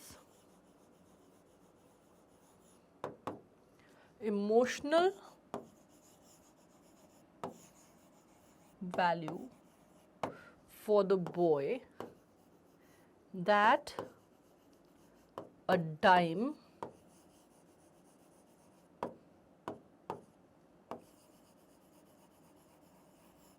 cannot buy. क्या लिखा आपने, the ball has emotional value for the boy that a dime can not buy. Dime हमने क्यों कहा है, क्योंकि आपको याद होगा पोएम में जब हम पढ़ रहे थे तो डाइम का रेफरेंस हुआ था, ठीक है, जब पोएट ने कहा था it is not worth a dime, right. तो इस वजह से हमने यहाँ पे डाइम लिखा है। और अगेन आप सिंपल सी चीज़ आपने क्या लिखी कि बॉय, हमने ये माना, नो डाउट हमने ये माना कि ball is an easily available and inexpensive item, but the ball which the boy lost is valuable for him. For आप इसमें भी लिख सकते हैं, the boy had emotional value for the ball that a dime can not buy. His memories of young days are associated with it, for he had been playing with it for a very long time, right. And he has a long association and happy memories connected to it. आप इस तरह से भी इसको लिख सकते हैं, depending आपका आंसर आपको कितना बड़ा लिखना है या कितने आपके जो वर्ड लिमिट है आपको क्या दी गई है, that is very important. Now it was not an ordinary ball but special ball for him, no doubt no other ball could take its place, so he sad to lose it. ये clear हो गया है। ठीक है, आप चाहो तो इसको स्क्रीनशॉट भी लिख सकते हो, ले सकते हो, और ये जो लाइन है इसमें कनेक्ट भी कर सकते हो, अटैच कर सकते हो। अगेन डिपेंड करता है कि शॉर्ट आंसर है, लॉन्ग आंसर है, किस तरह का आंसर है। अब बहुत सिंपल सी बात है कि जो मैक्सिमम मार्क्स हैं उसके ऊपर नहीं जाना है। अगर आपसे कहा गया है भाई कि आपको 20 शब्दों में आंसर लिखना है तो 20 में ही लिखना है। अगर आपको कहा गया है कि 100 शब्दों में लिखना है तो उसी के अंदर लिखना है। अगर उससे ज़्यादा लिख रहे हो तो उसका कोई फ़ायदा नहीं होगा। ठीक है, जो मैक्सिमम मार्क है उससे एक्स्ट्रा मार्क्स आपको नहीं मिल सकते, राइट। तो you need to be very very clear about कि वो आंसर शॉर्ट टाइप क्वेश्चन है, लॉन्ग टाइप है, ऐसे टाइप है या वेरी शॉर्ट टाइप है। ठीक है, you need to be very clear about understanding that. Now इसको हम से नेक्स्ट बात कर लेते हैं। ये इसका जवाब भी एक्चुअली यही है। अगर मैं यहाँ पे आपसे कहूँ तो आप ये यहाँ पे भी इसका जवाब लिख सकते हैं, दोनों में से किसी का भी। Explain the line and no one buys a ball back, money is external. इसका मतलब क्या हुआ कि ये जब मैंने बात की कि मनी इज एक्सटर्नल, तो इसका मतलब क्या हुआ, ये लाइन क्या सिग्निफाई करती है, ये लाइन सिग्निफाई करती है कि no one can buy something that is lost forever. कोई भी इंसान वो चीज़ नहीं खरीद सकता। आप चाहकर दूसरी बॉल तो खरीद सकते हैं, आप पैसे खर्च करके चाहें तो मार्केट से दूसरी वैसी ही बॉल ला देंगे, लेकिन वो जो बॉल जो वहाँ पे हार्बर में चली गई, जो गुम गई है, उसको कोई पैसे दे के वापस नहीं ला सकता है। You can not buy things that you have lost forever. So that is very important. No one can buy the boy that very ball which he has lost. Money is an external thing. It is a medium of possessing things. But even money cannot compensate for the sense of loss suffered by a person. Means यहाँ पे एक और चीज़ आप लिख सकते हो कि पैसा जो है वो क्या नहीं करता, compensate नहीं करता for the loss, for the sense of loss. ठीक है, for the sense of loss. ये बहुत important है लाइन, ठीक है, that a person has suffered. Now it is not talking about just the loss. Loss तो आपका replace हो सकता था, ठीक है, आप बॉल जाके खरीद सकते थे, बट पैसा जो है वो जो सेंस है, जो फीलिंग है कि आपने कोई चीज खोई है, उसको कॉम्पनसेट नहीं कर सकता। बिकॉज वाई, बिकॉज वेल्थ और money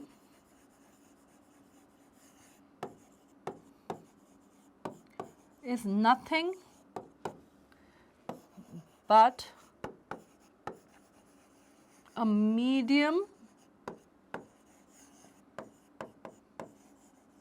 of exchange for anything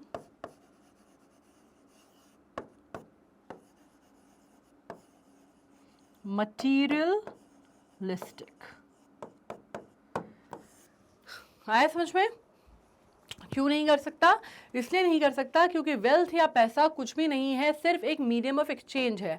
ठीक है, मीडियम ऑफ एक्सचेंज मतलब जिसके जरिए आप दूसरी चीज़ें खरीद सकते हैं, और वो क्या खरीद सकते हैं, एनीथिंग मटीरियलिस्टिक। ठीक है, एनीथिंग मटीरियलिस्टिक जो पैसे से खरीदी जा सकती है, जो कि धातु है, वस्तु है, वही आप खरीद सकते हैं। आप फीलिंग्स, इमोशंस, तकलीफ, खुशी, ये जो इमोशंस हैं, ह्यूमन इमोशंस, उनको आप पैसों में नहीं तौल सकते। ये आप यहाँ पे लिख सकते हैं। और जैसे मैंने कहा, इमोशनल वैल्यू है which time can not buy. ये सेम चीज़, ये दोनों चीज़ें आप इसमें चाहें तो ऐड ऑन करके लिख सकते हैं। Got it? Now what is the main idea of the poem? Main idea क्या है पोएम का? हमने क्या बात की है? The main idea of the poem is basically the sense of loss in life, understanding the epistemology of loss in life, and also understanding what growing up और maturing up basically means, right? That you have to face a loss. आपकी life में losses आएंगे, आप उनको face करेंगे, लेकिन आपको उनसे आगे बढ़ना है। So this is very important. Now the loss is a fact of life. The sooner the man learns to tolerate it, the better it is. ठीक है, मतलब वो क्या होता है कि जितनी जल्दी आप ये एक्सेप्ट कर लेंगे कि हर चीज़ आपके पास नहीं रहेगी, जो आज आपका है कल वो किसी और का था, कल वो किसी और का होगा, जितनी जल्दी आप ये एग्जिम किसको बोलते हैं, जो कि सत्य है, जो कि आप कह सकते हैं, जो कि जिसको आप हिला नहीं सकते, है ना, अडग सत्य है जो, उसको हम क्या बोलते हैं, एक्सियम। जितनी जल्दी आप इस एक्सियम का वो एग्जाम्पल वर्ड क्या है, एक्सियम, एग्जाम दोनों बोल सकते हैं, एक्सियम बोलेंगे ज़्यादा सही है। ठीक है, जो कि अल्टीमेट ट्रूथ है, इसको आप जितनी जल्दी एक्सेप्ट कर लेंगे, it will be better for you, it will be much easy for you और easier for you to handle things, right? आप इसमें बात क्या कर रहे हैं? When we lose something for the first time we feel very sad, right? पहली बार कोई चीज़ अगर हमसे खोती है तो हमें उसका बहुत दर्द होता है, but later we learn to live with our loss. But धीरे धीरे हम उसके साथ जीना या रहना शुरू कर देते हैं और हम आगे बढ़ने लगते हैं। ठीक है, in this poem the boy loses his ball, a ball which is significant of a ball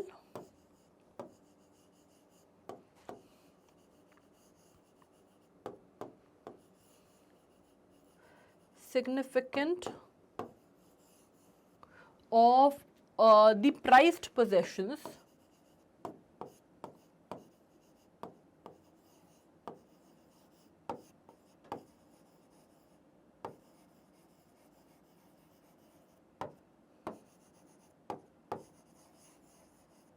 ठीक है, the ball significant of the prize possession, और क्या हुआ है, उसने वो बॉल खो दी है, and that is why he is very very sad and he is very very startled, not only sad, वो शॉक्ड भी है, ठीक है, सैड एंड स्टार्टल्ड, वो सैड के साथ साथ स्टार्टल्ड भी फील कर रहा है. The poet can buy him another ball but he does not want to do so, लेकिन वो यहाँ पे क्या, बट यहाँ पे पोएट ही ये नहीं करना चाह रहे, because he wants him to learn a lesson, right? From his loss, the poet wants him to learn a lesson. He wants the boy must learn the bitter truth of life, that everyone can suffer the loss of something dear. तो आप इसको answer को अपने हिसाब से formulate कर सकते हैं. जो चीज़ें मैंने अपने हिसाब से लिखी हैं, you can add a few things from your side. जैसे मैंने कहा कि एक अल्टीमेट एग्जाम है जिसको आपको एक्सेप्ट करना पड़ेगा. The ultimate truth that everybody faces a loss and you have to bear the loss of something which is very dear to you and still learn to move on, ठीक है. और बच्चा जो है स्टार्टल्ड है. Boy significant of the prized possession in life, ठीक है. Ball यहाँ पे क्या कर रही है, सिग्निफाई कर रही है कोई भी प्राइज्ड पोजेशन लाइफ का, ठीक है. इट इज सिंबलाइजेस या सिग्निफाइज, दोनों लिख सकते हैं. Now how did the boy really react to the loss of the ball, or was he fearful of something or someone? Can our attention be directed towards his family and other people? Can there any lessons to be learned? क्या यहाँ पे एक अलग पहलू हो सकता है, ये समझने की बात है, ठीक है. ये ऐसा क्वेश्चन है जो कि मैं कवर कर रही हूँ. अगर कोई भी अलग चीज़ आती है, कोई भी XYZ, कोई भी चीज़ जो बचती है, हम वो भी इसमें कवर कर लेते हैं. बाकी तो हम पढ़ चुके हैं, लेकिन जो चीज़ें उसमें नहीं दी हुई थी, जिसको हम कहते हैं ना रीडिंग बिटवीन द लाइन्स, उसको भी हम यहाँ पे समझने की कोशिश कर रहे हैं. How did the boy really react to the loss of a ball, और Was he fearful of something or someone? क्या आप कह सकते हैं, क्या उसको किसी का डर था? Can our attention be directed towards his family and other people? Are there any lessons to be learned? अब यहाँ पे क्या हो सकता है, क्या लिख सकते हैं उसका? The boy was not fearful of anyone. ये नहीं आ रहा है समझ में, ठीक है. In fact, he was really upset about the loss of the ball. यहाँ पे ये नहीं समझ में आया हमें. The poem is nowhere talking about any other entity. It is not talking about any other entity. मतलब किसी और व्यक्ति के बारे में या किसी और इंसान के बारे में पोएट या पोएम बात नहीं कर रही है, ठीक है. So we really do not know if the poet और poem is talking about any other person, right. ये चीज़ हमें बहुत क्लियर है. The boy was not fearful of anyone. In fact, he was just upset about the loss of the ball. The ball was valuable for him. He was shocked and remained fixed, trembled with grief, staring at the place where the ball had fallen. ठीक है, हमें सिर्फ ये पता चल रहा है that maybe we can say that he was not afraid of any third person.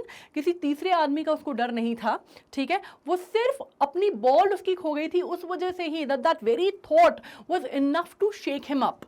वो अकेला thought उसके लिए काफ़ी था, उसको डराने के लिए या उसको grief struck करने के लिए, ठीक है. His family must not have been affected by the loss of a ball as it is easily available and expensive item. और ये हम यहाँ पे प्रिज्यूम कर रहे हैं, वी आर प्रिज्यूमिंग कि हमें ऐसा नहीं लगता वो उसका पर्सनल इमोशन था, because ball is such an inexpensive thing, right. तो कोई ऐसा प्राइस्ड पोजेशन, कोई हीरा मोती तो खो नहीं दिया था उसने, तो ऐसा नहीं हो सकता कि उसकी फैमिली बहुत ज़्यादा उससे वो हो या उसको डर की वजह से he was trembling. It is perhaps the first loss of his life and that is why he is in the state of disbelief कि वो एक्चुअली बॉल चली गई है, it will not get back to him या he can never recover it back, right. तो वो जो sense है वो उसको शॉकिंग लग रहा है. Now the loss of the ball teaches a lesson to us. Money is external in the sense that I can give you the only outer happiness, that it can give you only the outer happiness or pleasure, not inner, ठीक है. Money cannot buy the emotions and heavenly virtues. It cannot be linked with old memories. Moreover, self-consolation, realization, understanding is more effective and lasting than done by external agency or a person. External agency यहाँ पे हम किसकी बात कर रहे हैं, money की, या किसी दूसरे बाहरी व्यक्ति या बाहरी शख्स के द्वारा अगर कोई हमें चीज़ दी जाती है या हमें सांत्वना या ढांढस बंधाया जाता है या हमें कोई चीज़ हम तक पहुँचाई जाती है, तो उसका अगर आप बात करते हैं तो उसकी वैल्यू कंपेरेटिवली बहुत कम होगी रादर देन दी आप अगर कोई चीज़ मैं पैसे से खरीद के ला रही हूँ, राइट, तो वो मटीरियलिस्टिक चीज़ें होगी, वो आप कह सकते हैं वो ऐसी चीज़ें होंगी जो कि आपने बाहर से खरीद ली, बाहर से आप उठा लाए, विषय वस्तु जो अगर आप बात करते हैं कोई भी भौतिक वस्तु है ना जिसमें आप बात करते हैं तो वो चीज़ होगी, है ना, फिजिकल जिसकी का कोई एट्रीब्यूशन होगा वो होगी। लेकिन जो चीज़ें हम पैसे से नहीं खरीद सकते हैं वो होती है हमारी sense of happiness, peace, excitement, खुशी, दर्द, गम, anything. So that is why what we learn from here is that money can only buy you external things and external happiness, but it cannot compensate for the loss that you have felt in life, and it cannot compensate for the happiness you feel in life, right? तो ये चीज़ आपने यहाँ पे सीखी। अब next चीज हम सीख लेते हैं, why does the poet says I would not intrude on him, why doesn't he offer him money to buy another ball? क्यों नहीं करता है? Because he wanted him to learn a lesson, right? वो ये चाहते थे कि वो ये early, he should learn early that you know your loss is something which is very personal to you and you have to face that loss. You have to understand that things will go awry, things will go out of your hands and that is okay. तो वो बच्चे को क्या करना चाहते थे? वो बच्चे को परिपक्व बनाना चाहते थे, वो बच्चे को मैच्योर बनाना चाहते थे, वो उसको समझाना सिखाना चाहते थे कि बेटा हो गया, ओके, सबके साथ होता है, तुम्हारे साथ हो रहा है, आज तुमने एक छोटी सी बॉल खोई है विच इज ओके, ठीक है, राइट? तो ये लेसन जो है वो उसको देना चाहते थे। इसको हम कैसे लिख सकते हैं? When a person is trying to overcome his grief or on his own, he is busy making himself understand certain things. If then someone intrudes or disturbs, his chain of thoughts is broken. ठीक है, तो आप इसको इस तरह से लिख सकते हैं and it is very beautifully put कि जब कोई इंसान अपने आप को सांत्वना दे रहा है, ढांढस दे रहा है, अपने आप को संभालने की कोशिश कर रहा है, उस टाइम पे अगर आप वो अपने रीजंस, अपने लॉजिक से अपने आप को कंसोल डाउन कर रहा है, राइट, उस टाइम पे अगर कोई बाहरी एजेंसी या कोई बाहर का आदमी आके इंट्रूड करता है तो आपका जो चेन ऑफ थॉट है वो कहीं ना कहीं ब्रेक हो जाता है, ठीक है, जो चीज़ें आप समझा रहे हैं, डिस्कस कर रहे हैं, वो कहीं ना कहीं ब्रेक हो जाती हैं। It makes him irritated, moreover self consolation, realization and understanding is more effective and lasting than it is done by external agency और पर्सन। ये हमने पिछली वाली लाइन से ले लिया है, ठीक है। दोनों आपको क्या करना है, अब सारे क्वेश्चंस तो आएंगे नहीं, ठीक है, मतलब समझ लो किस तरह से हम उसको एक्सप्रेस कर सकते हैं, आप आंसर्स जो है वो इंटरचेंज भी कर सकते हो, ठीक है, ये समझ लो। अब the poet knows it so he does not intrude him, he offers of money to buy another ball is useless for the boy as he want the same ball जिससे वो attached है, ठीक है। अब पोएट में वो understanding है कि वो जानता है कि वो सिर्फ उस बॉल के खोने पे नहीं है, वो जो एसोसिएशन थी उस बच्चे की उस बॉल से, उसके खोने पे भी अपसेट है। तो वो कहता है कि उसको वो बॉल खरीदने का, या मैं उसको पैसे देता, I would have given him a dime to buy another ball, would have not made much of a difference, it was worthless an effort. Why? Because मैं पैसे दे भी दूंगा तो दूसरी बॉल आएगी, लेकिन वो बॉल तो नहीं आएगी जो बच्चे ने खो दी है, राइट। सो वो उसके इमोशंस के साथ छेड़खानी भी नहीं करना चाहते थे for a long time. No ball will be able to take its place, वो ये जानते थे कि वो बॉल जो उस बच्चे ने खोई है वो उसके लिए बहुत वैल्यूबल है, और सिर्फ पैसा जो है वो दूसरी बॉल तो खरीद के आ सकती है, लेकिन वो बॉल वापस नहीं ला सकता जो उस बच्चे ने खो दी है, ठीक है। अब हम ये एक्सट्रैक्ट बेस्ड क्वेश्चन कर लेते हैं। एक्सट्रैक्ट बेस्ड क्वेश्चन मतलब हमने पोएम की लाइंस ली हैं और उससे हमने क्वेश्चन करेंगे, ठीक है। अब क्या करना है हमें, देखो, what is the boy now who has lost his ball. इसमें हमें समझना क्या है, इसमें हमें समझना है कि हमने किस रेफरेंस में या किस तरह से उसको फॉर्मुलेट किया है। What is the ball now? What is the boy now who has lost his ball? What is he to do? I saw it go merrily bouncing down the street and then merrily over. There it is in the water. What has the boy lost? What becomes peculiar of a boy who has lost his ball? अब question क्या है? The boy has lost his ball. The boy is confused as to what he is to do, and this question is being posed to the reader by the poet, right? यहाँ पे आप अगर यहाँ पे देख रहे हैं इंटरोगेशन का मार्क, तो आप क्या कह सकते हैं कि poet has shot this question towards the readers and need an answer for that, and the question shot is to the unknown readership, right? आपको ये तो मालूम नहीं है ना, एक आप कह सकते हैं कि एक सेंस ऑफ सोलिलोक्वी की बात आ रही है यहाँ पे, ठीक है। जैसे आप एक you question something allowed but you actually not looking out for the answer, it is more of A exclamation, ठीक है, तो वो वाली चीज यहाँ पे आ रही है। Now what did the poet see, where did the ball land finally, The poet saw the ball bouncing towards the water. The ball finally landed in the water in harbor where the boy stood and kept watching for it. Again, जब आपके reference to context आएगा उसमें कितने marks का है या किस तरह का question frame किया गया है उस पर depend करता है आप आंसर किस तरह से देंगे. No use to say, oh, there are other balls. An ultimate shaking grief fixes the boy as he stands rigid, trembling, staring down all his young days into the harbor where his ball went. How do people generally comfort a boy who has lost his ball? What comes to his mind when he looks at the ball? अब यहाँ पे ये बात हो रही है, ये आपने लाइन पढ़ ली, ठीक है? यहाँ पे क्या बात हो रही है? ये बात हो रही है कि भाई वो पोएट कहता है कि उसको ये समझाने का, सांत्वना देने का कोई मतलब नहीं है कि कोई बात नहीं, एक बॉल गई है दूसरी आ जाएगी, ये आपको समझाने की ज़रूरत नहीं है, ठीक है. Ultimate shaking grief fixes the boy as he stand rigid, trembling, staring down all his young days into the harbour where his ball went. How do people generally comfort a boy who has lost his ball? What comes to his mind when he looks at the ball? People generally comfort a boy by saying, at ball all his younger days come to his mind. ठीक है. Why is the boy so sad? What does he stare at? अब लड़का जो है, बच्चा जो है, इतना दुखी क्यों है और वो क्या देख रहा है या काहे पे स्टेयर कर रहा है? तो यहाँ हम लिख सकते हैं he is grief stricken at the loss of his ball, right? He stares at the ball which has fallen in the water. वो क्या करता है? वो grief stricken है, loss of the ball, and he is just standing there and watching that ball go down into the harbor and getting and actually witnessing it getting lost, right? He is actually a witness to his ball getting lost, and that is more grief striking for him. Now on this note, finally we have come to an end of a very very good and very very moving, है ना, poem. और मुझे लगता है कि मैंने इस poem को आपको पूरी तरह पूरा हमने जस्टिस किया है, हमने पूरा इसको समझा है. If there is anything that you think is missing upon, right, if you think that ma'am should have, you know, यहाँ पे ये चीज़ जो है वो मिस हो गई and I need to understand that better और I need a more clarity on that part, you can always write back to me and I am here to serve you, ठीक है. बाकी ऑब्वियसली जो भी पढ़ाई हो रही है हम साथ में कर रहे हैं, एग्जाम की तैयारी हम पूरी करेंगे, तो आपको कोई डरने की, टेंशन की ज़रूरत नहीं है. जो भी एस्पेक्ट्स हैं हम पूरे पढ़ने वाले हैं, right. So you will B through with all the knowledge that you need for the examination. अब यहाँ पे एक और चीज़ है कि यहाँ पे जब हम बात कर रहे हैं तो हमारा जो मेन एग्जाम है उसके अलावा अगर आपके कोई दीदी भैया वगैरह भी हैं जो पढ़ाई कर रहे हैं, राइट, आप अगर CUT की पढ़ाई कर रहे हैं, अगर आप क्लैट की, नीट की, किसी की भी पढ़ाई आपके घर में कोई कर रहा है, तो you can always ask him कि वो भी स्टेप अप अकेडमी में पढ़ाई कर सकते हैं, क्योंकि यहाँ पे वन अम्ब्रेला के under you will get everything that anybody needs, ठीक है. अब इसी नोट पे अपन क्या करने वाले हैं, अपन करने वाले अपना सेशन खत्म, और ये आ गया है हमारा प्यारा सा पैंडा मेरे साथ आपको धन्यवाद करने के लिए.